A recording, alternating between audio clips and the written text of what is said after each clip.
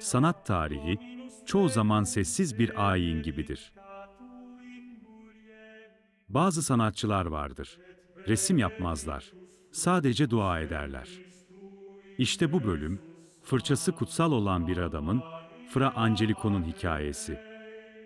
Rönesans'ın tam başında, Floransa'da, ışık ve inançla yoğrulmuş bir dünya kurdu. Peki, kimdi Fra Angelico? Neden ona melek kardeş denirdi? Ve neden hala Vatikan'ın duvarlarında onun resimleri bir dua gibi okunur? Fra Angelico'nun gerçek adı Guido di Pietro idi.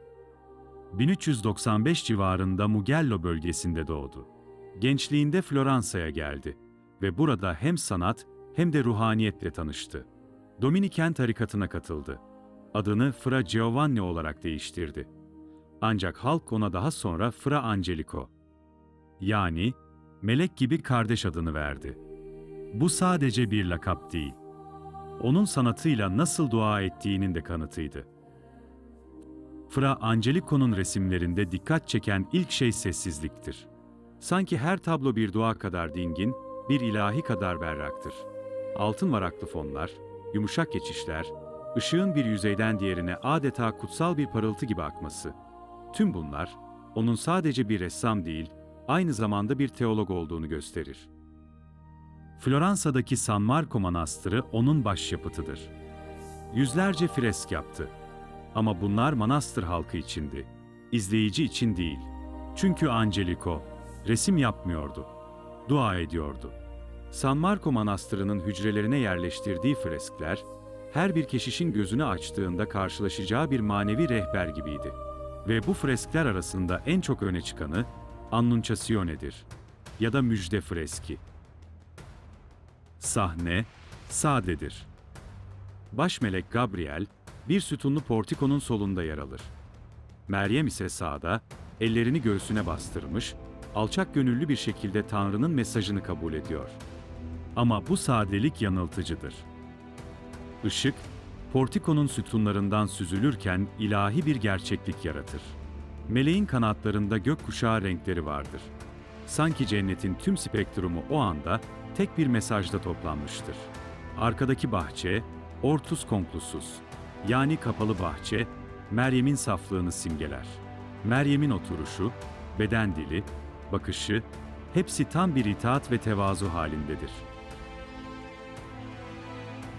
Ve perspektif, gelişmiş ama abartısız. Tüm çizgiler ilahi dengeye hizmet eder. Kompozisyonun amacı teknik değil, ruhsal açıklıktır. Bu fresk, Fra Angelico'nun neden bir dua gibi resim yapan ressam olduğunu kanıtlar. Fra Angelico, Masaccio ile aynı dönemde yaşadı. Masaccio perspektifin ustasıysa, Fra Angelico mistik alanın ressamıydı. Onun resimleri doğaüstü güzelliğe değil, ruhsal huzura odaklanır. Filippo Lippi'nin duygusal yüzleri, Botticelli'nin mitolojik rüyaları, Caravaggio'nun karanlık gölgeleri. Angelico ise tüm bu etkilerden önce gelir. O bir arayışın başlangıcıdır. 1445 yılında Papa 5. Eugenius tarafından Roma'ya çağrıldı. Burada Vatikan'da Nikolain şapelini boyadı. Azizlerin hayatı temalı bu fresklerde gökyüzünden süzülen pastel tonlar ve simetrik sahne düzenlemeleriyle Roma'daki en zarif dini sanat örneklerinden birini yarattı. Papa, ona başpiskopos olmasını teklif etti. O ise reddetti. Daha yüksek bir makama değil, daha yüksek bir ruha bağlıyım dediği rivayet edilir. Teknik olarak Fra Angelico, Gotik ile erken Rönesans arasında bir köprüydü. Altın varaklı yüzeylerden doğal ışık oyunlarına, stilize figürlerden daha insani yüzlere geçişin tam ortasında yer aldı. Renk paleti pastel ve aydınlıktır. Kompozisyonları genellikle 3 parçalıdır. Fırçasıyla duanın geometrisini kurdu. İkonografiyi sadece taklit etmekle kalmadı. Onu görselleştirdi. Angelico, Katolik dünyasında bir aziz sanatçı olarak görülür. Sanatı, Tanrı'ya ulaşmanın bir yolu olarak değerlendirilir. 2005 yılında Papa II. Jean Paul tarafından resmen kutlu ilan edildi. Bu, Vatikan'ın bir sanatçıya verdiği en yüksek onurlardan biridir. Bugün onun eserleri Floransa, Roma ve Londra gibi şehirlerde hala ilham kaynağı olmaya devam ediyor. Fra Angelico, sadece resim yapan biri değildi. Fırçasını dua etmek için kullanan bir rahipti.